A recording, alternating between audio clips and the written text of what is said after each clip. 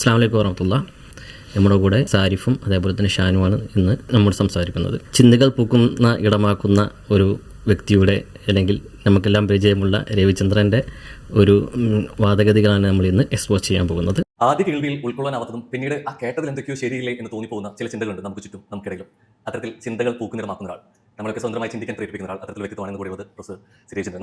നമസ്കാരം. രവിചന്ദ്രൻ്റെ ചില പൂത്തുലഞ്ഞ ചിന്തകൾ എന്താണെന്ന് വെച്ച് കഴിഞ്ഞാൽ, അദ്ദേഹം ഈ എത്തിസ്റ്റ് പ്രചാരണം, ഈ ആശയ പ്രചരണം നടത്താനുണ്ടായ ചില കാരണങ്ങൾ, അത് ഇസ്ലാമിനെതിരെയും മറ്റുള്ള മതവിമർശനങ്ങളൊക്കെ നടത്താനുണ്ടായ ചില കാരണങ്ങളിൽ ഒന്നായിട്ട് ഇപ്പോൾ പറയുന്നത് എന്താ വെച്ചിട്ടുണ്ടെങ്കിൽ, സെപ്റ്റംബർ 11 ആക്രമണത്തിൽ അതിനുശേഷം പിന്നെ അതിൽ ആഹ്ലാദിക്കുന്ന ചില ആളുകൾ ഉണ്ടായി എന്നുള്ളതാണ്. അത് അദ്ദേഹം ഉദ്ദേശിച്ചത് മുസ്ലിങ്ങളെ ആയിരിക്കാം എന്നാണ് ഞാൻ മനസ്സിലാക്കുന്നത്. പക്ഷേ ഇസ്ലാമിക വിശ്വാസികളോ അല്ലെങ്കിൽ യഥാർത്ഥ ഇസ്ലാമിൻ്റെ ആളുകളോ ഒന്നും അത് ഒരു അംഗീകരിക്കപ്പെട്ട അതിൽ സന്തോഷിക്കുന്ന ആളുകളൊന്നുമല്ല. കാരണം നിരപരാധികളായ ആളുകളെ കൊല്ലുന്നതോ അല്ലെങ്കിൽ നിരപരാധികളായ ആളുകളെ ആക്രമിക്കുന്നതൊന്നും ഇസ്ലാമിൽപ്പെട്ടതല്ല. വിശുദ്ധ ഖുർആനിൽ തന്നെ അത് വ്യക്തമായിട്ട് അതിനെക്കുറിച്ച് പറഞ്ഞിട്ടുമുണ്ട്. പിന്നെ ഏതെങ്കിലും ചില ചെറിയ ഗ്രൂപ്പുകളോ അല്ലെങ്കിൽ ഇസ്ലാമിനെ ഫോളോ ചെയ്യാത്ത അല്ലെങ്കിൽ ഇസ്ലാമിനെ പിന്നെ വ്യക്തമായി മനസ്സിലാക്കാത്ത ആളുകളൊക്കെ ചെയ്യുന്ന ചില പ്രചരണങ്ങൾ കണ്ട് അതുകൊണ്ടാണ് അദ്ദേഹം ഇസ്ലാമിക വിമർശനങ്ങളും മതവിമർശനമൊക്കെ തുടങ്ങിയത് എന്ന് പറയുന്നതിന് ഒരു വീഡിയോ കണ്ടിരുന്നു. ശരിക്കും എൻ്റെ ഒരു ചേഞ്ച് ഞാൻ നാസിനായത് എന്നുള്ള പുസ്തകത്തിൽ തന്നെ എഴുതിയിട്ടുണ്ട്. ഞാൻ 2001 വേൾഡ് ട്രേഡ് സെൻറ്റർ അറ്റാക്ക്, അത് ഞാൻ പബ്ലിക് സർവീസ് കമ്മീഷനിലെ ജോലിയാണ്. നമ്മുടെ ഓഫീസിൽ അന്നത്തെ ദിവസം ഞാൻ കണ്ട ചില രംഗങ്ങളാണ് എനിക്കത് ശരിക്കും സ്ട്രൈക്കിംഗ് ആയിട്ട് തോന്നി. പലരുടെയും മുഖത്തൊരു ഗൂഢമായ ആഹ്ലാദം. അതൊരു 3000 പേരോളം മരിച്ച പെട്ടെന്ന് ചാമ്പലായ ഒരു അവസ്ഥയാണ്. അതിനകത്ത് ഹിന്ദുക്കളുണ്ടാവാം, മുസ്ലിങ്ങളുണ്ടാവാം, ക്രിസ്ത്യാനികളുണ്ടാവാം, ജൂതന്മാരുണ്ടാവാം. പക്ഷേ ആ ഒരു ഇൻസിഡൻറ്റിൽ എങ്ങനെയാണ് മറ്റൊരു സഹജീവിക്ക് ഒരു ഗൂഢമായ ആഹ്ലാദം ഉണ്ടാകുന്നത്? How are they able to celebrate that? അപ്പോൾ അതിൻ്റെ കാരണം അന്വേഷിച്ച് വരുമ്പോൾ ഒരുപിടി ഈ ചപല വിശ്വാസങ്ങളിലേക്കും കുറേ ബയസുകളിലേക്കും ഗോത്രീയതയിലേക്കൊക്കെയാണ് പോകുന്നത്. സോ അതിൻ്റെ കാരണം നോക്കുമ്പോൾ ദൈവം ഇങ്ങനെ കുറേ സെറ്റ് ഓഫ് തിങ്സ് ഉണ്ട്. സോ അതൊരു ട്രിഗറായിരുന്നു.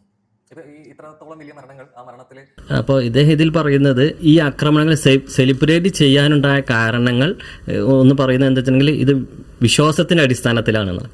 അതെ, അദ്ദേഹം പറയുന്നത് മെയിനായിട്ട് സെപ്റ്റംബർ 12 വേൾഡ് ട്രേഡ് സെൻറ്റർ ആക്രമണവുമായിട്ട് ബന്ധപ്പെട്ടാണ്. അത് ബിൻ ലാദൻ അൽ ഖ്വയ്ദ എന്നുള്ളൊരു ഗ്രൂപ്പ് നടത്തിയ ഒരു ആക്രമണമാണ് ശരിക്കും. അപ്പം ബിൻ ലാദൻ തന്നെ അതിനെപ്പറ്റി ബുക്ക് എഴുതിയിട്ടുണ്ടായിരുന്നു. അതിനകത്ത് പുള്ളി പറഞ്ഞിട്ടുണ്ടായിരുന്നതെന്ന് വെച്ചാൽ ഇത് അവർക്ക് നീതി കിട്ടാൻ വേണ്ടി അവർ തിരിച്ചാക്രമിക്കുന്നത്, അല്ലാതെ മതവിശ്വാസത്തിൻ്റെ ബാക്കിലല്ല അവർ ചെയ്യുന്നതെന്നുള്ളത് പ്രത്യേകം അദ്ദേഹം എഴുതിയിട്ടുണ്ട് അവർ ബുക്കിനകത്ത് തന്നെ. ശരിക്കും ബിൻ ലാദൻ ഇതിനെപ്പറ്റി ബുക്ക് ചെയ്തിട്ടുണ്ട്. അദ്ദേഹം എന്തുകൊണ്ടാണ് ഇങ്ങനൊരു ആക്രമണം നടത്തിയതിനെ പറ്റി എന്നുള്ളതിനെ പറ്റി. അത് അദ്ദേഹം അവർക്ക് നീതി ലഭിക്കാൻ വേണ്ടി, അല്ലെങ്കിൽ അഫ്ഗാനിസ്ഥാനിൽ ഇവർ നടത്തിയ കൂട്ടക്കൊലകൾക്ക് എതിരെ അവർക്ക് നീതി ലഭിക്കാൻ വേണ്ടി എന്നുള്ള രീതിയിലാണ് ബിൻ ലാദൻ അതിനെ ഒരു ആക്രമണമായിട്ട് നടത്തിയത്. അല്ലാതെ അതെന്തെങ്കിലും വിശ്വാസത്തിൻ്റെ പുറത്താണെന്നോ വിശ്വാസത്തിൻ്റെ അടിസ്ഥാനത്തിലാണെന്നോ അദ്ദേഹം വാദിച്ചിട്ടില്ല, ബിൻ ലാദൻ വാദിച്ചിട്ടില്ല. അപ്പം രവിചന്ദ്രൻ എങ്ങനെയാണ് ഇത് ഇസ്ലാമുമായിട്ട്, അല്ലെങ്കിൽ ഇസ്ലാമിക വിശ്വാസമാണല്ലോ ബിൻ ലാദൻ കൊണ്ട് നടത്തുന്നതെന്നുള്ളതാണ് പറയപ്പെടുന്നത്. അപ്പം ഇസ്ലാമിൻ്റെ പ്രശ്നമാണ് എന്നുള്ള രീതിയിലേക്ക് രവിചന്ദ്രൻ ഇതെങ്ങനെ കൺക്ലൂഡ് ചെയ്യാൻ സാധിച്ചു എന്നുള്ളത് അവിടെ ഒരു പോയിൻ്റാണ്. അത് ചോദ്യം ചെയ്യേണ്ട ഒരു കാര്യം തന്നെയാണ്. ഏത് വാക്യങ്ങളുടെ അടിസ്ഥാനത്തിൽ, അല്ലെങ്കിൽ എങ്ങനെയാണ് സാധാരണക്കാരായ സാധാരണക്കാരായ ജനങ്ങളെ കൊല്ലാം, ഇങ്ങനെ ആക്രമിക്കാം എന്നുള്ളത് എവിടെയാണ് പറയുന്നത് എന്നുള്ളത്. അല്ലെങ്കിൽ അദ്ദേഹം തന്നെ പറയുന്നുണ്ട് അതിനകത്ത് മുസ്ലിങ്ങളും കൊല്ലപ്പെട്ടിട്ടുണ്ടായിരിക്കാം എന്നുള്ളത്. അപ്പം അങ്ങനെ മുസ്ലിങ്ങളെ തന്നെ കൊല്ലുന്ന ഒരു ആശയ സംഹിത ബിൻ ലാദൻ കൊണ്ട് നടന്നിട്ടുണ്ടെങ്കിൽ അത് ഏതാണെന്നുള്ളത് അദ്ദേഹം തന്നെയാണ് പറയേണ്ടത്. അത് ഇസ്ലാമാണോ, അത് ഒരു മതപ്രചരണത്തിനെതിരായിട്ട്, അല്ലെങ്കിൽ അദ്ദേഹത്തിന് ഒരു ഏത്തിസ്റ്റിക് പ്രചരണത്തിന് വേണ്ടി ട്രിഗർ ആവുന്നത് എങ്ങനെയാണെന്നുള്ളത് അദ്ദേഹം തന്നെയാണ് വിശദീകരിക്കേണ്ടത്. അതിൽ ഇത് മാത്രമല്ല, ഇപ്പോൾ ബിൻ ലാദനെ കുറിച്ച് പറയുകയാണെങ്കിൽ, ബിൻ ലാദൻ എന്ന വ്യക്തി പിന്നെ സൗദി അറേബ്യയിൽ നിന്ന് പുറത്താക്കപ്പെട്ട ഒരു വ്യക്തിയാണ്. പിന്നെ അത് മാത്രമല്ല, ഈ ബിൻ ലാദനെ വളർത്തിയത് ആരാണ്? റഷ്യക്കെതിരെ യുദ്ധത്തിന് വേണ്ടി അമേരിക്ക തന്നെ വളർത്തിയ ഒരു വ്യക്തിയാണ് ബിൻ ലാദൻ അൽ ഖ്വയ്ദ എന്നുള്ള സംഘടനയൊക്കെ. അപ്പൊ അദ്ദേഹം ഇതൊക്കെ വിസ്മരിച്ചിട്ട് കൊണ്ട് അദ്ദേഹത്തിന് ട്രിഗർ ആയത്. പക്ഷേ ഇത് എന്താണ്, നമുക്ക് ഈ മതവിമർശനത്തിലേക്ക് കടക്കാം എന്നുള്ളതാണ് അദ്ദേഹത്തിന് ഈ ഒരു ഇൻസിഡന്റ് കൊണ്ട് ട്രിഗർ. അത് മാത്രമല്ല, ഇതിൽ കുറെ വിമർശനങ്ങൾ ഈ ആക്രമണവുമായി ബന്ധപ്പെട്ട് കുറെ വിമർശനങ്ങൾ വന്നിട്ടുണ്ടല്ലോ. ഇത് ഇൻസൈഡ് ജോബാണ് എന്നുള്ള പല കാര്യങ്ങൾ വിമർശനങ്ങൾ ഓൾറെഡി ഉണ്ട്. അതൊക്കെ ചർച്ച ചെയ്ത് നമ്മൾ നോക്കേണ്ട ആവശ്യങ്ങളാണ്.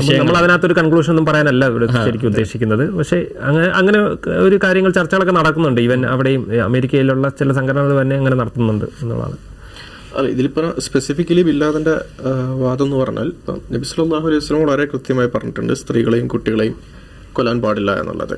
അവർ ആക്രമിക്കുന്ന യുദ്ധത്തിന് വരുന്ന ആളുകളല്ല, അതുകൊണ്ട് തന്നെ അവരെ കൊല്ലാൻ പാടില്ല എന്നുള്ളത് വളരെ സ്പെസിഫിക് ആയിട്ട് പറഞ്ഞിട്ടുണ്ട്. ഇത് ഉദ്ധരിച്ചുകൊണ്ട് വില്ലാതം പറയുന്നത് ഇത് കല്ലിൽ കുത്തിവെച്ച നിയമമല്ല, ഈ നിയമം നമുക്ക് ഇടയ്ക്ക് വെക്കുകയാണെങ്കിൽ എന്ത് ചെയ്യാം, അവരിങ്ങോട്ട് ആക്രമിക്കുന്നുണ്ടെങ്കിൽ നമുക്ക് ലംഘിക്കാം എന്ന രീതിയിലാണ് പറയുന്നത്. അപ്പം അതിന് ഖുർആൻ്റെ ചില വാക്യങ്ങളെ ദുർവ്യാഖ്യാനിച്ചുകൊണ്ടൊക്കെ ആണ് അദ്ദേഹം ഉദ്ധരിക്കുന്നത്. എന്നാണ് ഇങ്ങോട്ട് ആക്രമിക്കുകയാണെങ്കിൽ അങ്ങോട്ട് സിവിലിയൻസിനെ അല്ലെങ്കിൽ സ്ത്രീകളെയും കുട്ടികളെയും അങ്ങോട്ട് ഇൻറ്റൻഷനലി ടാർഗറ്റ് ചെയ്തുകൊണ്ട് അറ്റാക്ക് ചെയ്യാൻ പറ്റും എന്നാണ് അദ്ദേഹം പറയുന്നത്. ഇസ്ലാമികവുമായി ശരിയല്ലാത്ത കാര്യമാണ്, അദ്ദേഹത്തിൻ്റെ പുതിയ കണ്ടുപിടുത്തം മാത്രമാണ് അതെന്ന് മാത്രമാണ് വിഷയത്തെക്കുറിച്ച് പറയാനുള്ളത്. രവിചന്ദ്രൻ ഈ വിഷയത്തിൽ മാത്രമല്ല പല വിഷയത്തിലും ട്രിഗർ ആവാറുണ്ട്. കുറച്ച് കാലങ്ങൾക്ക് മുമ്പ് ഒരു പട്ടി ആരോ ഒരാൾ വലിച്ചു കൊണ്ടുപോയപ്പോൾ അത് മുസ്ലിമാണെന്നൊക്കെ അദ്ദേഹം പ്രശ്നമാണെന്നൊക്കെ അദ്ദേഹം പെട്ടെന്ന് കണ്ടെത്തി, പെട്ടെന്ന് ട്രിഗർ ആയിട്ടുള്ള മനുഷ്യരാണ്. ആ വിഷയത്തിൽ ഉടൻ തന്നെ പോസ്റ്റ് ചെയ്യുകയും ഒക്കെ ചെയ്തിട്ടുള്ള കാര്യമാണ്. പിന്നീടാണ് അതൊരു മൂപ്പരുടെ തന്നെ ടീമായിരുന്നു എന്ന് മനസ്സിലായത്.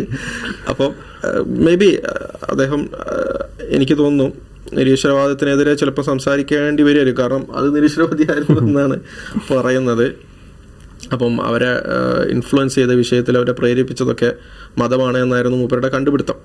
അത് പെട്ടെന്ന് തന്നെ മൂപ്പര് ചിന്തിക്കാനൊന്നുമില്ല, പെട്ടെന്ന് പേര് മാത്രം നോക്കിയപ്പോൾ മൂപ്പർക്ക് അതൊക്കെ കണ്ടെത്താൻ സാധിച്ചു എന്നുള്ളതാണ്. പേര് മാത്രം നോക്കിയിട്ട് നന്മകളെ കുറിച്ചൊന്നും ഇവർ എടുത്ത് പറയാറില്ല. കാരണം ഇപ്പോൾ അടുത്തൊരു വേറെ ന്യൂസ് ഉണ്ടായിരുന്നു, ഒരു നായയുടെ തൊണ്ടയിൽ ഒരു എന്തോ കുടുങ്ങിയിട്ട് ഒരു മുസ്ലിം വനിതയാണ് അത് എടുത്തത്.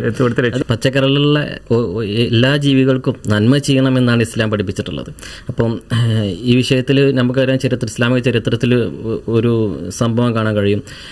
ഒരു സ്ത്രീ ദാഹിച്ചു വലഞ്ഞ ഒരു സ്ത്രീ ഒരു നായക്ക് വെള്ളം കൊടുത്തതിൻ്റെ പേരിൽ ആ സ്ത്രീയുടെ ചെറുപാപങ്ങളൊക്കെ പുറത്തു കൊടുത്ത് ആ സ്ത്രീയെ പിന്നെ സ്വർഗത്തിലെത്തി എന്നുള്ളതാണ് ഇസ്ലാമിക ചരിത്രത്തിൽ നമുക്ക് പഠിപ്പിക്കുന്നത്. അപ്പം ഇതാണ് ഇസ്ലാമിൻ്റെ യഥാർത്ഥ വശം എന്നുള്ളതാണ്. പക്ഷേ ഇസ്ലാമിലെ ഏതെങ്കിലും ഒരു നാമധാരി എന്തെങ്കിലും തെറ്റ് ചെയ്ത് കഴിഞ്ഞാൽ അത് ഇസ്ലാമിൻ്റെ പേരിലാക്കുകയാണ് പലപ്പോഴും ഇത്രയുള്ള യുക്തിവാദികളായ ആളുകൾ ചെയ്യുന്നത്. അത് തന്നെയാണ് ഇവിടെയും സെപ്റ്റംബർ 11 ആക്രമണത്തെക്കുറിച്ചിട്ടും സംഭവിച്ചിട്ടുള്ളത്. എല്ലാം ഇസ്ലാമിൻ്റെ അക്കൗണ്ടിൽ വരുത്തുന്ന ഒരവസ്ഥ. ഏതെങ്കിലും വ്യക്തികളപ്പോൾ ഹിറ്റ്ലർ ചെയ്തത്, ഹിറ്റ്ലർ ഒരു ക്രിസ്ത്യാനിയാണ്, മനസ്സിലായി, ക്രിസ്ത്യൻ പേരുള്ള ആളാണ്. പക്ഷേ അതൊരു ക്രിസ്ത്യാനിസത്തിൻ്റെ പേരിലേക്ക് ഒരിക്കലും പോകുന്നില്ലല്ലോ. നേരെ മറിച്ച് ഏതെങ്കിലും ഒരു മുസ്ലിം ഏതെങ്കിലും പ്രദേശത്തുള്ള ആളുകൾ മുസ്ലിം ആവണമെന്നില്ല. നമ്മൾ ഈ പട്ടിയുടെ കാര്യം പറഞ്ഞ പോലെ നിരീശ്വരവാദിയാണോ, ഈ ഗംഗിസ് ഖാൻ ആയാലും മതി, ഖാൻ ഉണ്ടായാൽ മതി പേരിൽ, അപ്പോഴൊക്കെയാണ് അങ്ങനെ പ്രത്യേകിച്ച് കാരണങ്ങളൊന്നുമില്ല. പേര് മുസ്ലിം ആണെന്നുണ്ടെങ്കിൽ ട്രിഗർ ആവും പുള്ളി. അങ്ങനെ ട്രിഗർ ആയിട്ടാണ് പുള്ളി നിരീശ്വരവാദ പബ്ലിക്കായിട്ട് വന്ന് പ്രസന്റ് ചെയ്യാനെങ്കിൽ ഇങ്ങനെ എസൻസ് പോലുള്ള സംഘടനകളിലൂടെ വന്ന് ചെയ്യാൻ അദ്ദേഹത്തിന് കിട്ടിയ ഒരു ട്രിഗർ ഇതാണെന്നാണ് അദ്ദേഹം പറഞ്ഞത്. അപ്പൊ ആ ട്രിഗറിന്റെ ഒരു കോലം നമുക്ക് മനസ്സിലാക്കാവുന്നതേ ഉള്ളൂ. ചരിത്രം വായിച്ചപ്പോൾ ഗംഗിസ്ഥാൻ എന്തൊക്കെയോ ചെയ്തു വെച്ചിരിക്കുന്നു. ഖാനാണ്, ഷാറുഖ് ഖാൻ മുസ്ലിമാണ്, അതുകൊണ്ട് നമ്മളൊക്കെ ട്രിഗർ ആകാന്ന് വിചാരിച്ചതാണ്. അപ്പൊ ഇതാണ് മൂപ്പരുടെ ചിന്ത പൂത്തുലയുന്നതിന്റെ ഒരു അവസ്ഥ എന്ന് പറയുന്നത്. വല്ലാത്ത ചിന്തകളാണ് അദ്ദേഹം പൂത്തുലക്കുന്നത് എന്നുള്ളതാണ് നമുക്ക് മനസ്സിലാക്കാൻ കഴിയുന്നത്. ഓക്കെ, ഈ നന്മ നമ്മൾ വിളിക്കുന്ന പലതും നമ്മുടെ എവല്യൂഷണറി ബേസിൽ നമ്മൾ അതിജീവനത്തിനെ സഹായിക്കുന്ന കുറെ സെറ്റ് ഓഫ് വാല്യൂസ് ആണ്. നന്മയില്ലാത്ത ആരും ഉണ്ടെന്ന് എനിക്ക് തോന്നുന്നില്ല. ഒന്നുമില്ലെങ്കിലും സ്വന്തം നന്മയ്ക്ക് വേണ്ടിയെങ്കിലും ആളുകൾ പ്രവർത്തിക്കാതെ. ഇവിടെ നമ്മളൊരാളെ കാണുകയാണ്, പുതുതായിട്ട് കാണുന്ന ഒരാളെ നമ്മൾ മറ്റു കാരണങ്ങളൊന്നും ഇല്ലാതെ വെറുക്കുകയോ അല്ലെങ്കിൽ നമ്മൾ ഇറിറ്റേറ്റിംഗ് ആയിട്ട് തോന്നുന്നുണ്ടെങ്കിൽ that can be because of A software. അതൊരു ചിന്ത, ഒരു രീതി, അതൊരു സെറ്റ് ഓഫ് വിശ്വാസം വയ്ക്കേണ്ടതായിരിക്കും. അപ്പോൾ അത് പൊളിച്ചു കഴിഞ്ഞാൽ വ്യക്തികളല്ല, നമ്മളെ ഒരു ബേസിക് ടെനന്റ് എന്ന് പറയുന്നത് തന്നെ ഈ individual is important and infinite faculties ആണുള്ളത്. ഒരു വ്യക്തിയെ മറ്റൊരു വ്യക്തിയിൽ നിന്ന് യഥാർത്ഥത്തിൽ അധികാരപരമായി പദവിപരമായി എല്ലാം തുല്യരാണ്. പക്ഷേ ഓരോരോ സാഹചര്യങ്ങൾ, ഓരോരോ ചിന്താ രീതികൾ, ഇതാണ് പ്രശ്നം. അപ്പോൾ നമ്മളിപ്പോൾ എക്സ് മുസ്ലിംസിനെ കുറിച്ച് പറയും. എന്താണ് what is the difference between ex Muslims and Muslims എന്ന് ചോദിച്ചു കഴിഞ്ഞാൽ അവരിൽ നിന്ന് ഒരു പിന്ന് ഞൂരെടുക്കുകയാണ്. അപ്പോൾ അദ്ദേഹം പറയുന്നത് വെച്ചിട്ടുണ്ടെങ്കിൽ നന്മ എന്ന് പറയുന്നത് നമ്മൾ അതിജീവനത്തെ സഹായിക്കുന്ന സെറ്റ് ഓഫ് വാല്യൂസ് ആണ് എന്നുള്ളതാണ്. അപ്പോൾ ഓൾറെഡി നമുക്ക് നന്മകളുണ്ട് എന്നുള്ളതാണ് അദ്ദേഹം സ്ഥാപിച്ചെടുക്കുന്നത്. അപ്പോൾ അതിനെക്കുറിച്ച് എന്താണ് പറയുന്നത്? അല്ല, ഒന്ന് മൂപ്പരെന്നെ എവിടെയോ പറഞ്ഞിട്ടുണ്ടെന്ന് തോന്നുന്നു, ഈ റേപ്പൊക്കെ ചെയ്യുന്നത് അതിജീവനത്തിന് സഹായിക്കുന്ന കാര്യമാണ് എന്നൊക്കെ എലിയുടെ ഉദാഹരണമൊക്കെ വെച്ചിട്ട് എവിടെയോ പറയുന്നുണ്ട്. അപ്പോൾ അതൊക്കെ നന്മയിൽ പെടുക എന്നുള്ളത് നമ്മൾ അറിയേണ്ടിയിരിക്കുന്നു. അതുപോലെ സെറ്റ് ഓഫ് വാല്യൂസ്, എവല്യൂഷണറി സർവൈവലിന് സഹായിക്കുന്ന സെറ്റ് ഓഫ് വാല്യൂസ് ആണെന്നുണ്ടെങ്കിൽ ഹോമോസെക്ച്വാലിറ്റി ഒക്കെ എങ്ങനെയാണ് നന്മയായി അല്ലെങ്കിൽ അതൊരു നന്മയായിട്ട് നമുക്ക് കണക്കാക്കാൻ സാധിക്കുക എന്നുള്ളത് അദ്ദേഹം തന്നെ പറയേണ്ടതുണ്ട്. അപ്പം അദ്ദേഹത്തിൻ്റെ ഒരു ബേസ് എന്ന് പറയുന്ന നന്മ എന്ന് പറയുന്നത് എവല്യൂഷണറി സർവൈവലിനെ സഹായിക്കുന്ന സെറ്റ് ഓഫ് വാല്യൂസ് ആണ്. റീപ്രൊഡക്ഷൻ. അതെ, അത് എന്ന് പറയുമ്പോഴത്തേക്ക് അത് ഹെറ്ററോസെക്ഷാലിറ്റി ആയിട്ട് ബന്ധപ്പെട്ട മാത്രമാണ്. അപ്പം ഹോമോസെക്ഷാലിറ്റി ഒക്കെ എങ്ങനെയാണ് അതിജീവനത്തിന് സഹായിക്കുന്നത്, അല്ലെങ്കിൽ ഒരു എവല്യൂഷണറി ട്രൈറ്റ് ആയിട്ട് വരുന്നത് അതിജീവനത്തിന് സഹായിക്കുന്നത് എന്നുള്ളത് അദ്ദേഹം സയൻസിൻ്റെ ഒക്കെ ആൾക്കാരാണല്ലോ. അപ്പോൾ അദ്ദേഹം തന്നെയാണ് അത്, അതായത് അദ്ദേഹം കൊണ്ടുനടക്കുന്ന ഒരു വിശ്വാസത്തിന് നേരെ കോൺട്രറി ആയിട്ടുള്ള കാര്യങ്ങളാണ് ശാസ്ത്രീയമായ രീതിയിൽ തന്നെ അദ്ദേഹത്തിന് പ്രസന്റ് ചെയ്യാൻ സാധിക്കുക. അവിടെ ഒരു കോൺട്രഡിക്ഷൻ കൃത്യമായിട്ട് വരുന്നുണ്ട് എന്നുള്ളതാണ്. രവിചന്ദ്രൻ്റെ പല വാദങ്ങളും പിന്നെ പറയുന്ന കാര്യങ്ങൾ പലപ്പോഴും അദ്ദേഹത്തിന് തന്നെ എതിരാകുന്ന ചില വാദഗതികളാണ് ചില പല ഇൻ്റർവ്യൂവിലും അദ്ദേഹത്തിന് വരാറുള്ളത്. പിന്നെ വിഷയം എന്ന് വെച്ചാൽ പരിണാമത്തിലൂടെയാണ് നന്മ വരുന്നത് എന്നുള്ളത്. ലൈക്ക് അതിലൊരു പ്രധാന പ്രശ്നം എന്താണെന്ന് വെച്ചാൽ പരിണാമത്തിലൂടെ നമുക്ക് സർവൈവലിന് എന്താണോ വേണ്ടത് അതാണ് വരിക. അത് നന്മയാവണം എന്ന് യാതൊരു നിർബന്ധവുമില്ല. അത് നന്മയായിട്ട് മാച്ച് ആവണം എന്ന് യാതൊരു നിർബന്ധവുമില്ല. ഈ വിഷയത്തിൽ നമ്മളൊരു വീഡിയോ തന്നെ ചെയ്തിട്ടുണ്ട്. എന്താണ് the evolutionary debunking argument against moral realism എന്ന് പറഞ്ഞുകൊണ്ട്. കാരണം പരിണാമത്തിലൂടെയാണ് നന്മകൾ വരുന്നത് എങ്കിൽ അത് തീസത്തിനുള്ള തെളിവായിട്ട് തീസം ശരിയാണ്, അല്ലെങ്കിൽ ദൈവം ഉണ്ട് നിങ്ങൾക്ക് അംഗീകരിക്കേണ്ടി വരും. കാരണം ദൈവം ഉണ്ട് എങ്കിൽ ഇന്ന കാര്യങ്ങൾ നന്മയാണ്. ഈ നന്മയായിട്ടുള്ള കാര്യങ്ങൾ എന്ത് ചെയ്യുന്നു, മനുഷ്യനുണ്ടാവുന്ന രീതിയിലുള്ള സിസ്റ്റം ദൈവം ഉണ്ടാക്കി, ഒരു എവല്യൂഷണറി സിസ്റ്റം ഉണ്ടാക്കി. ആ എവല്യൂഷണറി സിസ്റ്റം മനുഷ്യന് കാര്യങ്ങൾ ബോധ്യപ്പെട്ടു എന്ന് വരാം. മറിച്ച് ദൈവം ഇല്ല എങ്കിൽ സ്വാഭാവികമായും പരിണാമം എന്തിനെ മാത്രമേ ഫോക്കസ് ചെയ്യുന്നുള്ളൂ, സർവൈവലിനെ മാത്രമേ ഫോക്കസ് ചെയ്യുന്നു, ട്രൂത്തിനെ ഫോക്കസ് ചെയ്യുന്നില്ല. അപ്പോൾ സ്വാഭാവികമായി ഇന്ന കാര്യങ്ങളൊക്കെ നന്മയാണ്, അതുകൊണ്ട് അത് സർവൈവലിന് ബെനിഫിറ്റ് ആയ രീതിയിൽ ഇരിക്കട്ടെ എന്ന് പറഞ്ഞുകൊണ്ടല്ല നമ്മൾ മസ്തിഷ്കത്തിലേക്ക് ഈ കാര്യങ്ങളൊക്കെ വരുന്നത്. ഇവിടെ നമുക്കൊരു ചോദ്യം ചോദിക്കാമെന്നുള്ളതെന്ന് വെച്ചാൽ ഈ ചിന്തകൾ, അല്ലെങ്കിൽ നമുക്ക് പരിണാമവാദത്തിലുണ്ടായ ചിന്തകൾ നമുക്ക് ഉള്ളത് കൊണ്ടാണോ നമുക്ക് ഇന്ന കാര്യങ്ങളൊക്കെ നന്മയാവുന്നത്? അതല്ല, ഇത് നന്മയായതുകൊണ്ടാണോ നമുക്ക് ഈ ചിന്തകൾ ഉണ്ടാകുന്നത്, നമുക്ക് പരിണാമത്തിലൂടെ ഈ ചിന്തകൾ ഉണ്ടാകുന്നത്? ഇതിൽ നന്മയായതുകൊണ്ടാണ് പരിണാമത്തിലൂടെ ഈ ചിന്തകൾ ഉണ്ടാകുന്നത് എന്ന് ഒരു നിരീശ്വരവാദിക്ക് പറയാൻ കഴിയില്ല. കാരണം ഇന്ന കാര്യങ്ങൾ നന്മയാണ് എന്ന് പറഞ്ഞിട്ട് അത് പരിണാമവാദത്തിൽ അല്ലെങ്കിൽ നമ്മുടെ മസ്തിഷ്കത്തിലേക്ക് ഇട്ട് തരാനുള്ള ഒരു പ്രോസസ്സ് അവിടെ എവിടെയും നടക്കുന്നില്ല. ആ ഡിസൈനിങ് പ്രോസസ്സ് അവിടെയും നടക്കുന്നില്ല എന്നുള്ളതാണ്. ഇനി നമുക്ക് ഇത്തരം ചിന്തകൾ ഉണ്ടായതുകൊണ്ടാണ് അത് നന്മയാവുന്നത് എങ്കിൽ സ്വാഭാവികമായും ഇപ്പോൾ ഒരു സൊസൈറ്റി, ഒരു റേസിസ്റ്റ് ആയിട്ടുള്ള ഒരു സൊസൈറ്റിയിൽ ജീവിക്കുന്ന ആൾക്ക് വേറെ ചിന്തയായിരിക്കും ഉണ്ടാവുക. അപ്പോൾ ചിന്ത ആയതുകൊണ്ടാണ് ഒരു കാര്യം നന്മയാവുന്നത് എങ്കിൽ സ്വാഭാവികം ആ റേസിസ്റ്റ് സൊസൈറ്റിയിൽ ജനിക്കുന്ന ആളുകളുടെ അവരെ സംബന്ധിച്ചുള്ള റേസിസ്റ്റ് ആയിരിക്കും ശരി. അപ്പോൾ അതായിരിക്കും നന്മ എന്ന് പറയുന്നത്. ദാറ്റ് മേക്സ് മോറാലിറ്റി സബ്ജക്റ്റീവ് ആവുകയും ആർക്കും എന്തും ചെയ്യാം, അവന് അത് ശരിയാണെന്ന് തോന്നുന്നിടത്തോളം കാലം അത് ശരിയാണ് എന്നുള്ള വളരെ വിയേർഡായിട്ടുള്ള വ്യൂവിലേക്കും അത് പോകുമെന്നുള്ളതാണ്. അതെ, അദ്ദേഹം ഒരു വാക്യം കൂടെ പറയുന്നുണ്ട്. അതായത് അറ്റ്ലീസ്റ്റ് ഇൻഡിവിജ്വലിന് സ്വയമെങ്കിലും ഒരു നന്മ എന്നുള്ള രീതിയിൽ ഒരു നന്മ ഉണ്ട് എന്നുള്ളത്. അതെന്താണെന്നുള്ളത് ഇൻഡിവിജ്വൽ തീരുമാനിക്കാൻ നിന്ന് കഴിഞ്ഞാൽ ഇൻഡിവിജ്വൽ ചെയ്യുന്ന എല്ലാ കാര്യങ്ങളും അവന് നന്മയായിരിക്കും. മറ്റുള്ളവർക്ക് അത് ഏത് രീതിയിൽ ബാധിക്കുന്നു എന്നുള്ളതിനെ അവിടെ പ്രശ്നമാക്കുന്നതേ ഇല്ല. അതന്നെയാണ് റിലേറ്റീവ്സം കൊണ്ടുള്ള, അല്ലെങ്കിൽ മോറൽ റിലേറ്റീവ്സം കൊണ്ടുള്ള ഏറ്റവും വലിയ പ്രശ്നം. മൈത്രേൻ്റെ നന്മ രവിചന്ദ്രൻ ഉൾക്കൊള്ളാൻ കഴിയുന്നില്ല. അതെ, അതാണ് എത്തീസം എന്നുള്ള ഈ ഒരു ആശയത്തിൻ്റെ, അല്ലെങ്കിൽ ആശയം നേരിടുന്ന ഏറ്റവും വലിയ പ്രശ്നം. മൊറാലിറ്റി ഇവർ ടച്ച് ചെയ്ത് കഴിഞ്ഞാൽ കോൺട്രഡിക്ഷനുകൾ ഇഷ്ടംപോലെ വരും എന്നുള്ളതാണ്. പിന്നീട് അദ്ദേഹം പറയുന്നത്, ഒരാളെ കണ്ട് അത് അകാരണമായിട്ട് എന്തെങ്കിലും ഒരു വെറുപ്പ് വരുന്നുണ്ട് എന്നുണ്ടെങ്കിൽ ആ സെറ്റ് ഓഫ് ബിലീഫ്സ്, ആ വെറുപ്പുണ്ടാക്കുന്ന സെറ്റ് ഓഫ് ബിലീഫ്സ് എന്ന് പറയുന്നത് വളരെ മോശമായിട്ടുള്ള ബിലീഫാണെന്നുള്ളതാണ്.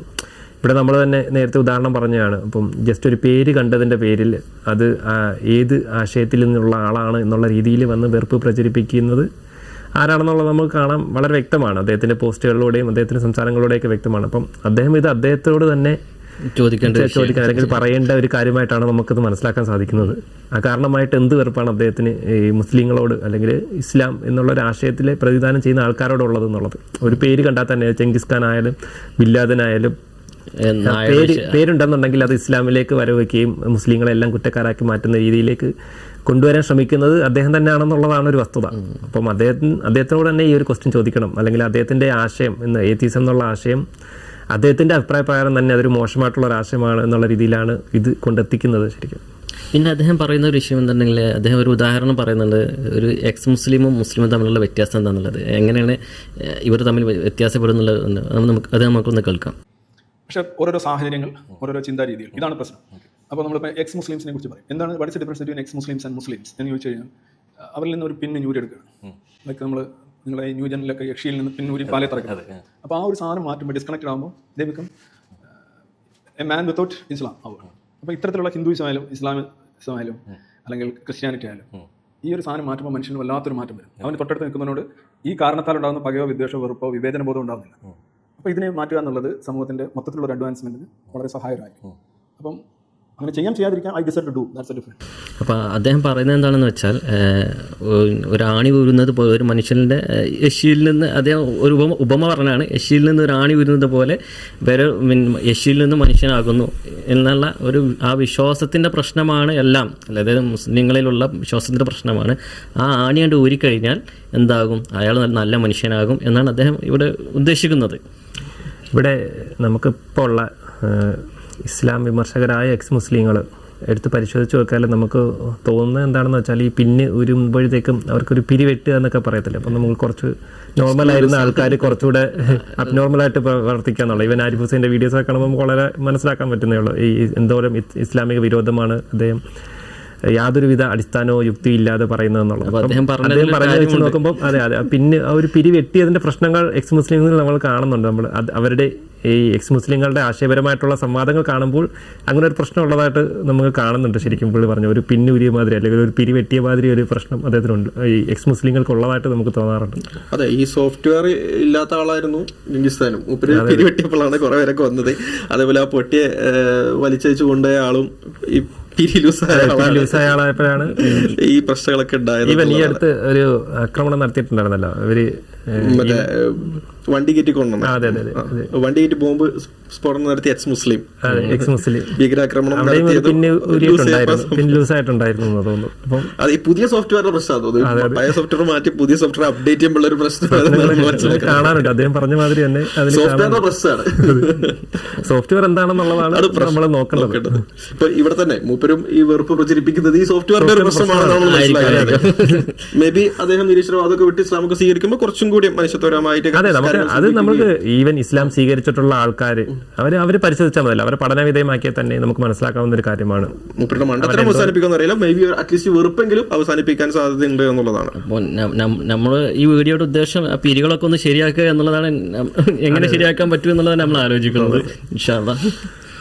ഈ സ്വതന്ത്ര ചിന്തയ്ക്ക് ശരിക്കും മതം തടസ്സമാവുന്നത് ഏത് ഘട്ടത്തിലാണ്? ശരിക്കും ഒരാൾ സ്വതന്ത്രനാവുന്നതിൽ അതായത് മതവിശ്വാസങ്ങളെ തടസ്സമാവുന്നത് ഗുഡ് നെയിം പ്ലീസ് റോഹൻ ജീവിതത്തിൽ എടുക്കുന്ന തീരുമാനങ്ങളും ഡിസിഷൻസും ഒക്കെ എവിടെ നിന്നാണ് അതിന്റെ സ്രോതസ് എന്ന് ആലോചിക്കുമ്പോൾ അത് റോഹൻ തന്നെയാണെങ്കിൽ നിങ്ങൾ ഒരുപാട് സ്വാതന്ത്ര്യമുള്ള ഒരു വ്യക്തിയാണ് ഞാൻ പറയും. അതേസമയം എന്ത് പറയണം എന്ത് ചെയ്യണം എന്നൊക്കെ ഉള്ളത് ചുറ്റുമുള്ളവരോ അല്ലെങ്കിൽ ഏതെങ്കിലും ഒരു അധികാര കേന്ദ്രം അല്ലെങ്കിൽ ഏതെങ്കിലും ഒരു പുസ്തകം അല്ലെങ്കിൽ ഏതെങ്കിലും ഒരു ട്രഡീഷൻ ലൈക്ക് പണ്ടുള്ളവർ അങ്ങനെ ചെയ്തിരുന്നു, അതുകൊണ്ട് ഞാൻ ചെയ്യുന്നു പിന്തുടരുക. അപ്പോൾ നിങ്ങളുടെ അധികാര കേന്ദ്രം നിങ്ങൾക്ക് പുറത്താണെങ്കിൽ നിങ്ങൾ സ്വതന്ത്രനല്ല എന്നാണ് എൻ്റെ അർത്ഥം. ബേസിക്കലി പറയുന്നത് വെച്ചാൽ നമുക്ക് തോന്നുന്ന കാര്യങ്ങൾ, നമുക്ക് വായി തോന്നുന്ന കാര്യങ്ങൾ വിളിച്ചു പറയുന്നതാണ് സ്വതന്ത്ര ചിന്ത. ഉദാഹരണങ്ങളുണ്ട്. ഉദാഹരണത്തിന് നമ്മളിപ്പം എനിക്ക് തോന്നുകയാണ് ഹൈഡ്രജൻ ബലൂൺ ഉപയോഗിച്ചുകൊണ്ട് സ്പേസിൽ പോകാമെന്ന് എനിക്ക് തോന്നിയാൽ അതങ്ങോട്ട് വിളിച്ചു പറയണം, അതാണ് സ്വതന്ത്ര ചിന്ത. മറിച്ച് ഈ വിഷയത്തിൽ പഠിച്ച ശാസ്ത്രജ്ഞന്മാർ പഠനം നടത്തിയ മറ്റു ശാഖകൾ, ജേർണൽ പേപ്പേഴ്സ്, അങ്ങനെയുള്ള പുസ്തകങ്ങളിലൊന്നും ഉള്ളത് എന്താണ് എന്നൊന്നും നമ്മൾ നോക്കാൻ പാടില്ല. നമുക്ക് വായി തോന്നിയ മണ്ടത്തരങ്ങൾ വിളിച്ചു പറയുന്നതാണ് സ്വതന്ത്ര ചിന്ത എന്നാണ്. ഫോളോ ചെയ്താൽ നമ്മൾ പിന്നെ സ്വതന്ത്രമല്ല എന്ന് പറയേണ്ടി വരും. ഈ വിഷയത്തിലുള്ള സയന്റിഫിക് കൺസെൻസസ് എന്താണ്, ഈ സയൻസ് എന്താണ് പറയുന്നത്, അതൊന്നും നമ്മൾ നോക്കരുത്. നമുക്ക് വായി തോന്നിയത് വിളിച്ചു പറയാം. അപ്പോൾ അതേപോലെ തന്നെ നമ്മൾ കോൺസ്റ്റിറ്റ്യൂഷൻ ഫോളോ ചെയ്യാൻ പാടില്ല.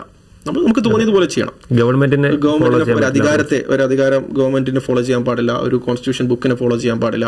അപ്പൊ അങ്ങനെയുള്ള റെസ്ട്രിക്ഷൻ നമ്മൾ നിർത്തുന്ന ഒന്നിനും ഫോളോ ചെയ്യാൻ പാടില്ല. നമുക്ക് തോന്നിയതുപോലെ തോന്നിയവാസം അനുസരിച്ച് ജീവിക്കണം. അങ്ങനെ ഫോളോ ചെയ്താൽ നമ്മൾ സ്വതന്ത്രമല്ല എന്നുള്ളതാണ് ബേസിക്കലി മുപ്പര് പറയുന്നത്. അപ്പൊ അതിനകത്ത് മതം കൂടെ വരുമ്പോൾ മാത്രമാണ് പുള്ളിക്ക് പ്രശ്നമുള്ളൂ, സ്വാതന്ത്ര്യത്തിന് പ്രശ്നമുള്ളൂ. ഇതൊന്നും ഉള്ളത് പുള്ളിക്ക് പ്രശ്നമല്ല സ്വാതന്ത്ര്യത്തിന്. അതിനെക്കുറിച്ചുള്ള നിലപാട് പലപ്പോഴും പറഞ്ഞില്ല. അതായത് മതം പോലെയുള്ള അല്ലെങ്കിൽ പ്രത്യയശാസ്ത്രം പോലെയുള്ള ഇത്തരത്തിലും ഉള്ള ഒരു കുടിസുമുറി എന്ന് നമുക്ക് പറയാം ആശയപരമായി. അതിൽ എത്ര നേർപ്പിച്ച് നിങ്ങൾ ഉപയോഗിക്കുന്നു അത്രയും നല്ലതാണ്. ലൈക്ക് മദ്യം പോലെ ഈ ലഹരിയിൽ എത്ര കൂടുതൽ വെള്ളം ഒഴിക്കുന്നു, എത്ര നേർപ്പിക്കുന്നു, എത്ര ഡൈല്യൂട്ട് ചെയ്യുന്നു. അപ്പോൾ we stand for the dilution and we promote the dilution. And dilution നിങ്ങൾ മദ്യം ഉപേക്ഷിക്കണമെന്നാണ് എന്റെ ആഗ്രഹം. പക്ഷേ നിങ്ങൾ കഴിക്കുകയാണെങ്കിൽ അളവ് കുറയ്ക്കുക, വെള്ളം കൂടുതൽ ഒഴിക്കുക. ഇതാണ് നമ്മൾ ഈ കുറയ്ക്കുന്നതിൽ എത്ര ഡൈലൂട്ട് ചെയ്ത് കഴിച്ചാലും അല്ലെങ്കിൽ വല്ലപ്പോഴും കഴിക്കുന്ന ഒരാളാണെങ്കിൽ ഒക്കേഷനിൽ കഴിക്കുന്ന സ്ഥിരം പ്രയോഗമുണ്ട്. ഇത് കാലക്രമേണ ഇത് അഡിക്റ്റ് ആവുന്ന പറയും. അതുപോലെ ഈ മതവിശ്വാസങ്ങളിൽ അങ്ങനെ വരും എന്നുള്ളൊരു ഇത് കൂടി ഉണ്ടോ? വരി കൂടി കൂട്ടിച്ചേർക്കുന്നുണ്ട്. അതെ, ഈ മതവിശ്വാസം സ്വാഭാവികമായിട്ടും ഇതൊരു സോഫ്റ്റ്വെയർ നമ്മൾ എന്താ പറയുക പുറത്താക്കാണ്. അത് ഒരു കായികമായ ഒരു ശാരീരികമായ ഒരു രീതിയല്ല. അത് ചിന്താപരമായിട്ട് തന്നെ നമ്മൾ യുക്തിയും ഭാവനയും അറിവും ഒക്കെ ഉപയോഗിച്ചുകൊണ്ട് നമ്മളതിനെ ശരിക്കും ഡീപ്രോഗ്രാം ചെയ്യും. അപ്പം നമ്മളൊക്കെ എസൻസ് ഒക്കെ ചെയ്യുന്നത് ശരിക്കും ഒരു ഡീ പ്രോഗ്രാമിംഗ് പോസിബിൾ ആണോ എന്നുള്ള അന്വേഷണവും അതിനായിട്ടുള്ള ഒരു ശ്രമമാണ്. അതായത് മതം ഉപേക്ഷിക്കണം എന്നാണ് ആഗ്രഹം, പക്ഷെ മതത്തിൽ അത്രത്തോളം ഡൈലൂഷൻ വരണം എന്നാണ് അത്ര നല്ലത് എന്നായിരിക്കാം.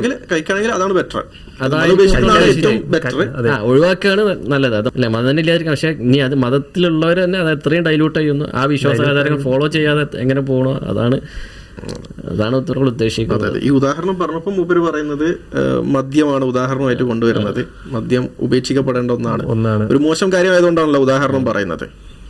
അപ്പം അത് മാക്സിമം ഡൈല്യൂട്ട് ചെയ്യുന്നത് ഒഴിവാക്കുന്നതുമാണ് നല്ലത് എന്നാണ് മൂപ്പരുടെ വാദം. പക്ഷേ ഈ വീഡിയോ കഴിഞ്ഞ് കുറച്ച് കഴിഞ്ഞിട്ട് ഒന്ന് മാറ്റി പറയുന്നുണ്ട്. ചില നമ്മളൊക്കെ ലംഘിക്കാറില്ലേ, ലംഘിക്കുന്നത് തെറ്റാണെന്നോ അത് ചപലമാണെന്നോ ബോധ്യമായിട്ട് ലംഘിക്കുന്നതല്ല, നിങ്ങൾക്കൊരു തടസ്സമായിട്ട് വരുന്നു. ഇപ്പോൾ ഒരാൾക്ക് മദ്യപിക്കണമെന്ന് തോന്നുന്നു, ഒരു ചെറുപ്പക്കാരൻ, അവനൊരു സെമറ്റിക് വിശ്വാസിയാണെന്നിരിക്കട്ടെ, മദ്യപാനം പാടില്ല എന്നാണ് അവിടെ ഉള്ളതെന്നിരിക്കട്ടെ, അവനെ അങ്ങോട്ട് മാറ്റി വെച്ചിട്ട് മദ്യപിക്കും. അപ്പോൾ ആക്ച്വലി അവൻ ഒരു മത നിയമമാണ് ലംഘിക്കുന്നത്.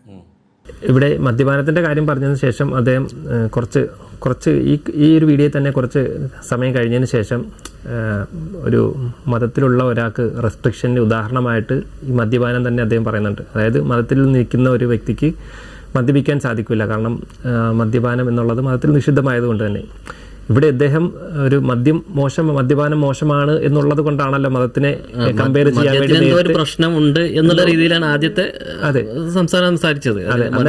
ഡൈലൂട്ട് ചെയ്ത് ഹാനികരമാണ് എന്നുള്ള രീതിയിലാണ് ഉപേക്ഷിക്കണം എന്നുള്ള രീതിയിലാണ് അങ്ങനെ പറഞ്ഞിരുന്നത്. അപ്പം അതേ ഇത് മതത്തിന്റെ റെസ്ട്രിക്ഷനെ ഉദാഹരണമാക്കി വീണ്ടും മദ്യപാനം ഉപേക്ഷിക്കണം എന്നുള്ള റെസ്ട്രിക്ഷൻ കൊടുത്തിരിക്കുന്നു എന്നുള്ളത് മതത്തിനെ കുറ്റം പറയാൻ വേണ്ടി അദ്ദേഹത്തിന് ഇവിടെ ഉപയോഗിക്കേണ്ട ഒരു അവസ്ഥ ഇവിടെ വരുന്നുണ്ട്. അതായത് അദ്ദേഹത്തിന്റെ ആ ഒരു നിലപാട് മോശം കാര്യമായിട്ട് അവതരിപ്പിച്ച ഉദാഹരണം അല്ലെങ്കിൽ മോശം കാര്യമാണ് എന്ന് കാണിക്കാം. മദ്യം ഒരു മോശം കാര്യമാണ്, മതം ഒരു മോശം കാര്യമാണ് എന്ന് കാണിക്കാൻ വേണ്ടി അദ്ദേഹം കൊണ്ടുവന്ന ഉദാഹരണം മദ്യത്തിൻ്റെതാണ്. പക്ഷെ അതേ മോശമായിട്ടുള്ള മദ്യം ഉപേക്ഷിക്കുക എന്നതിനെ സപ്പോർട്ട് ചെയ്യുകയാണ് ആക്ച്വലി മതം ചെയ്യുന്നത് എന്നുള്ളതാണ്. അത് മതത്തിന്റെ ഒരു മോശം കാര്യമായിട്ട് അവിടെ അദ്ദേഹം ഉന്നയിച്ച് കാണിക്കുകയാണ്. അതായത് മതത്തിന്റെ ഒരു റെസ്ട്രിക്ഷൻ ആയിട്ട് മദ്യപിക്കാൻ ആഗ്രഹമുള്ള ഒരാൾക്ക് മതം മദ്യപിക്കാൻ സമ്മതിക്കുന്നില്ല എന്നുള്ളത് കാണിക്കാൻ വേണ്ടി ഈ ഒരു വീഡിയോയിൽ തന്നെ അദ്ദേഹത്തിന് അത് കൊണ്ടുവരേണ്ടി വരുന്നു എന്നുള്ളത് തന്നെയാണ്. മതം മുന്നോട്ട് വെക്കുന്ന അല്ലെങ്കിൽ നമുക്ക് തോന്നിയതുപോലെ ചെയ്യാൻ കഴിയില്ല, നമ്മുടെ തീരുമാനങ്ങൾ തോന്നിയ പോലെ എടുക്കാൻ കഴിയില്ല. മതം പറയുന്ന പല റെസ്ട്രിക്ഷൻസും നമുക്ക് എന്ത് ചെയ്യേണ്ടി വരും, പാലിക്കേണ്ടി വരും. ഇപ്പോൾ മദ്യപിക്കാൻ പറ്റില്ല, അതേപോലെ വ്യഭിചരിക്കാൻ പറ്റില്ല, അതല്ലെങ്കിൽ ഇൻസെസ്റ്റ് ചെയ്യാൻ പറ്റില്ല, അതല്ലെങ്കിൽ മോഷ്ടിക്കാൻ കഴിയില്ല, കൊലപാതകം ചെയ്യാൻ പറ്റില്ല. ഇങ്ങനെയുള്ള ഒരുപാട് റെസ്ട്രിക്ഷൻസ് നമുക്കുണ്ട്. ഇതൊക്കെ നമ്മൾ അതിജീവിച്ചുകൊണ്ട് നമ്മൾ സ്വതന്ത്രമായി ചിന്തിച്ചുകൊണ്ട് തോന്നിയതുപോലെ ചെയ്യണം എന്നുള്ളതാണ്. ഇത് എനിക്കൊന്ന് എസൻസിന്റെ തന്നെ വേദിയിലാണെന്ന് തോന്നുന്നു ഇവർ പറഞ്ഞത്. എന്താണ് സ്വതന്ത്രരാവുക എന്ന് പറഞ്ഞാൽ ഈ പറയുന്ന ഇൻസെസ്റ്റ് അഥവാ മാതാവിനെയും സഹോദരിമാരെയും ഒക്കെ ലൈംഗിക ബന്ധത്തിൽ ഏർപ്പെടുക എന്ന് പറയുന്നത്, അത് ചെയ്യരുത് എന്ന് പറയുന്നത് മതം മുന്നോട്ട് വെക്കുന്ന റെസ്ട്രിക്ഷൻ ആണ്. എസൻസിന്റെ ഒഫീഷ്യൽ വേദിയിൽ ഇവർ ഒഫീഷ്യലായിട്ട് പറഞ്ഞതാണ് നമ്മൾ അതിൽ നിന്ന് സ്വതന്ത്രരാവണം. സ്വതന്ത്രമായി ചിന്തിക്കുമ്പോൾ ഇതിലെന്താ പ്രശ്നം? യാതൊരു പ്രശ്നമില്ല. ഇതൊക്കെ മതം ഉണ്ടാക്കി വെക്കുന്ന ചട്ടക്കൂടുകളാണ്. ഈ ചട്ടക്കൂടുകളിൽ നിന്ന് നമ്മൾ എന്ത് ചെയ്യണം, പുറത്തേക്ക് വരണമെന്നാണ് ബേസിക്കലി ആള് പറഞ്ഞു വെക്കുന്നത്. പിന്നെ അദ്ദേഹം പറയുന്ന ഒരു കാര്യം തന്നെങ്കിൽ പിന്നെ അന്നത്തെ കാലഘട്ടത്തിലുണ്ടായിരുന്ന പിന്നെ ചില നന്മകളും കാര്യങ്ങളൊക്കെ അന്നത്തെ സാഹചര്യങ്ങൾക്കനുസരിച്ചായിരിക്കാം. ഇന്ന് ആ നന്മകളും ആ നിയമങ്ങളും ഒന്നും എന്താവില്ല, ഈ കാലഘട്ടത്തിൽ പര്യാപ്തമാവുകയില്ല എന്നാണ് അദ്ദേഹം സൂചിപ്പിക്കുന്നത്. എന്നാൽ ഇസ്ലാമിനെ സംബന്ധിച്ചിടത്തോളം ഒരു നന്മ അത് ഏത് കാലഘട്ടത്തിലും, അന്നത്തെ കാലഘട്ടത്തിലും ഇന്നത്തെ കാലഘട്ടത്തിലും അത് നന്മ തന്നെയാണ്. തിന്മ എന്നുള്ളത് അന്നും തിന്മയാണ്, ഇന്നും തിന്മയാണ്. അതായത് കൊലപാതകത്തിന്റെ വിഷയത്തിലാണെങ്കിലും, വ്യഭിചാരമാണെങ്കിലും, ഇൻസെസ്റ്റ് ആണെങ്കിലും, അല്ലെങ്കിൽ സ്വവർഗരതിയാണെങ്കിലും എല്ലാം ഇസ്ലാമിനെ സംബന്ധിച്ചിടത്തോളം അന്ന് തിന്മയാണ്, ഇന്നും തിന്മയാണ് എന്നുള്ളതാണ് ഇതിൽ പറയാനുള്ളത്. പിന്നെ നമ്മൾ മനസ്സിലാക്കേണ്ട ഒരു കാര്യം എന്ന് വെച്ചാൽ ഇസ്ലാമിൽ ഫ്ലെക്സിബിൾ ആയിട്ടുള്ള പല കാര്യങ്ങളും. ഇപ്പോൾ ഉദാഹരണത്തിന്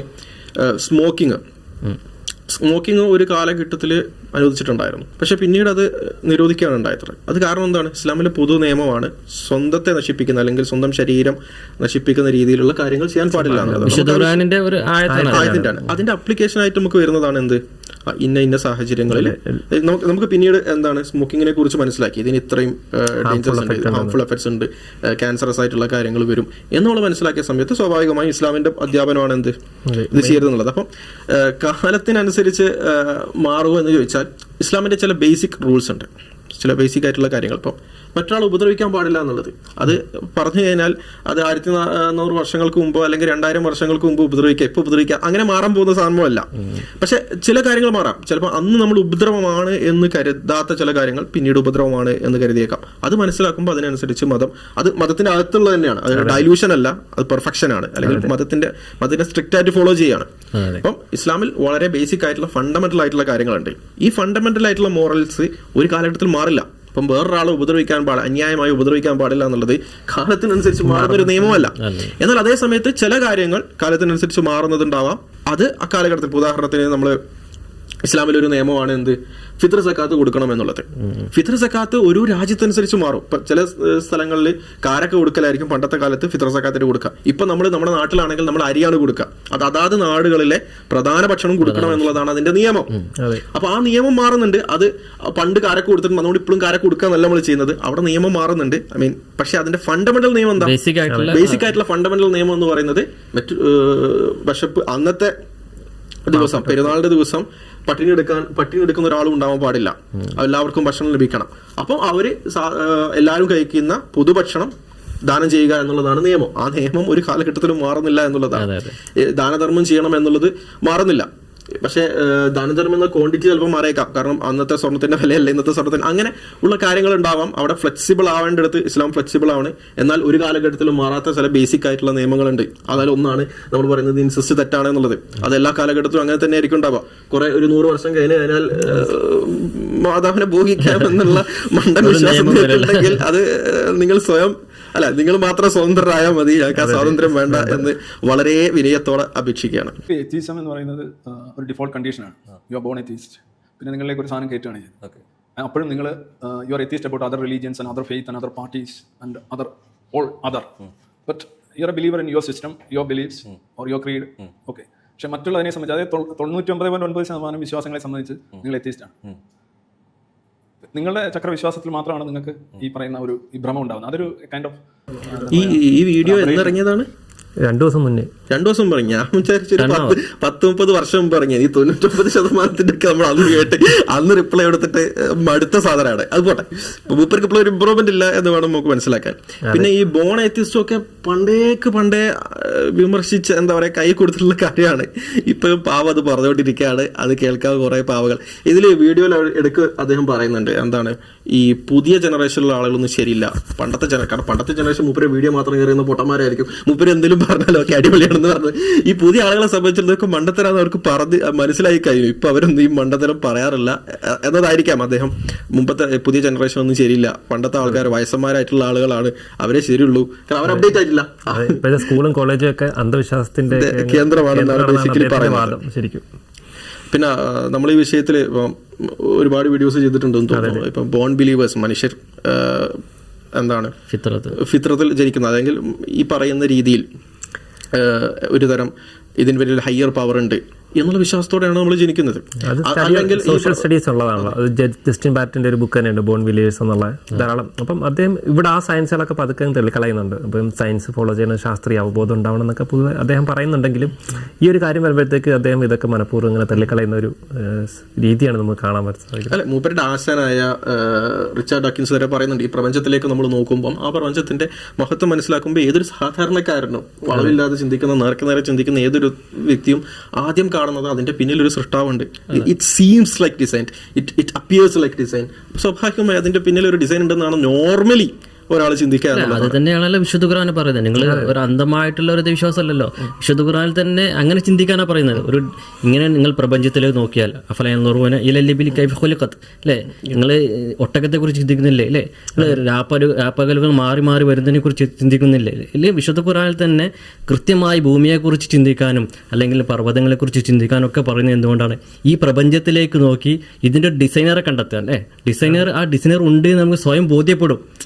ഏതൊരു മനുഷ്യൻ്റെ, ഏതൊരു ചെറിയ കുട്ടിയിലും ബോധ്യപ്പെടുന്ന ഒരു കാര്യമാണ്. ആ ഒരു ഫിത്രത്താണ് എന്ത്, ഒരു കാര്യം കണ്ടു കഴിഞ്ഞാൽ അതിൻ്റെ പിന്നിൽ നമുക്ക് ഇത് ചിന്തിക്കാൻ പറ്റുന്ന കാര്യങ്ങളല്ലേ, അല്ലേ? ഒരു കാറ് കണ്ടാൽ അതിന് പിന്നിലൊരു വൈദഗ്ധ്യമുള്ള ഒരാളുടെ കഴിവുണ്ട് എന്നുള്ളത് നമുക്ക് മനസ്സിലാക്കാൻ കഴിയും. ചിത്രം കണ്ടാൽ അങ്ങനെ തന്നെയാണ്. അല്ലെങ്കിൽ മരുഭൂമിയിൽ ഒരു ബൈക്ക് കണ്ടാൽ എങ്ങനെയാണ് അത് അവിടെ വന്ന് പറന്നു വന്നതാണ് നമുക്ക് വിചാരിക്കും, അല്ലെങ്കിൽ ഉൾത്തിരിഞ്ഞ് വന്നതാണ് ചിന്തിക്കുക? ഇല്ലല്ലോ. നേരെ മറിച്ച് അതിൻ്റെ പിന്നിൽ ഒരു പിന്നെ സൃഷ്ടാവുണ്ട് എന്ന് നമുക്ക് ഈ ഭൂമിയിലോട്ട് നോക്കിയാൽ തന്നെ നമുക്ക് കാണാൻ കഴിയും. അത് തന്നെയാണ് വിശുദ്ധ ഖുർആൻ പറയുന്നത്. നിങ്ങൾ ഭൂമിയിലേക്ക് നോക്കില്ലേ, നിങ്ങളുടെ സ്വന്തം സൃഷ്ടിപ്പിലേക്ക് നോക്കുന്നില്ല എന്ന് തന്നെ വിശുദ്ധ ഖുർആൻ പറയുന്നുണ്ട്. അപ്പോൾ ഈ സൃഷ്ടിപ്പിലൂടെയും അല്ലെങ്കിൽ ഈ പ്രപഞ്ചത്തെയും കുറിച്ച് പഠിക്കുമ്പോൾ അതിൽ കൃത്യമായൊരു ഡിസൈനർ ഉണ്ട് എന്ന് തന്നെയാണ് നമുക്ക് മനസ്സിലാക്കാൻ കഴിയുന്നത്. അതെ, ഇത് വിഷയം എന്താണെന്ന് വെച്ചാൽ അദ്ദേഹത്തിൻ്റെ തന്നെ നേതാവായിട്ടുള്ള നിരീശ്വരവാദികളുടെ നേതാവായിട്ട് ഇവർ തന്നെ കൊണ്ടു നടക്കുന്ന റിച്ചാർഡ് ഡോക്കിൻസ് തന്നെ സമ്മതിക്കുന്ന ഒരു കാര്യമാണ്. എന്താണ്, പ്രപഞ്ചത്തിലേക്ക് നോക്കുമ്പോൾ അത് ഡിസൈൻഡ് ആയതുപോലെ തോന്നും, നമ്മുടെ ശരീരത്തിലേക്ക് നോക്കുമ്പോൾ അതൊരു കമ്പ്യൂട്ടർ കോഡ് പോലെ തോന്നും എന്നാണ് അദ്ദേഹം പറയുന്നത്. അത് കാണുമ്പോൾ ഈ പ്രപഞ്ചം മുഴുവൻ സൃഷ്ടിച്ച ആ ഒരു വലിയ സൃഷ്ടാവിനെ ആരാധിക്കാനുള്ള ത്വര മനുഷ്യനുണ്ടാകും സ്വാഭാവികമായി. ഇതാണ് സ്വാഭാവികമായി മനുഷ്യനിൽ സംഭവിക്കുന്നത്. അതിനപ്പുറത്തേക്ക് എന്താണ്, ഒരുപാട് ന്യായീകരിച്ചുകൊണ്ട് മാത്രമാണ്, അല്ലെങ്കിൽ ഒരുപാട് വെളുപ്പിച്ചെടുത്തുകൊണ്ട് മാത്രമാണ് ഒരാൾക്ക് നിരീശ്വരവാദിയാവാൻ സാധിക്കും എന്നുള്ളതാണ്. അദ്ദേഹം ഈ അന്ധവിശ്വാസങ്ങൾ ഇടയ്ക്ക് പറയുന്നുണ്ട്. അപ്പം ശരിക്കും അന്ധവിശ്വാസം ആരുടെ ഭാഗത്താണെന്നുള്ളത് അദ്ദേഹം തന്നെ ഒന്ന് മനസ്സിൽ ചിന്തിക്കേണ്ടതാണ്. നമ്മൾ എപ്പിസ്റ്റമോളജിക്കലി പറയുമ്പം ജസ്റ്റിഫൈഡ് ബിലീഫ് അൺജസ്റ്റിഫൈഡ് ബിലീഫ്സ് എന്നുള്ള രീതിയിലാണ് പറയുക. അപ്പോൾ അൺജസ്റ്റിഫൈഡ് ബിലീഫ്സ് ആണ് ഒരാൾ ഏത്തിസ്റ്റ് ആണ് അല്ലെങ്കിൽ ഏത്തിസ്റ്റായിട്ടാണ് ജനിക്കുക എന്നുള്ളത്. കാരണം അദ്ദേഹത്തിൻ്റെ കയ്യിൽ യാതൊരു തെളിവും പറഞ്ഞതിനില്ല. എന്നാൽ അല്ലെങ്കിൽ ഒരു ദൈവവിശ്വാസിയായിട്ടാണ് ഒരു ഇന്നേറ്റ് പവറിലുള്ള ഒരു ഹയർ പവറിലുള്ള വിശ്വാസത്തോടെയാണ് മനുഷ്യൻ ജനിക്കുന്നത് എന്നുള്ളതിന് ധാരാളം സോഷ്യൽ സ്റ്റഡീസും തെളിവുകളുണ്ട്. അപ്പോൾ അവിടെ ഇതൊരു ജസ്റ്റിഫൈഡ് ബിലീഫാണ് ഒരു മനുഷ്യൻ വിശ്വാസിയായിട്ടാണ് ജനിക്കുന്നുള്ളത്. അപ്പം അദ്ദേഹമാണ് ശരിക്കും ഇവിടെ ഒരു അന്ധവിശ്വാസത്തിൻ്റെ ലെവൽ കാണിക്കുന്നത്. അപ്പം അദ്ദേഹം ഈ പറച്ചിലല്ലാതെ പ്രവൃത്തിയിൽ ഒരു കാര്യങ്ങളും കാണുന്നില്ല എന്നുള്ളതാണ് ഒരു വസ്തുത. അപ്പം ഈ സയൻറ്റിഫിക് ടെമ്പർ എന്നൊക്കെ പറഞ്ഞ് ആദ്യം ഭയങ്കര ഡയലോഗൊക്കെ എഴുതി വയ്ക്കും. പക്ഷേ ഈ അദ്ദേഹത്തിൻ്റെ വീഡിയോസിലൊന്നും അത് കാണാൻ നമുക്ക് സാധിക്കില്ല എന്നുള്ളതാണ് ഒരു വസ്തുത.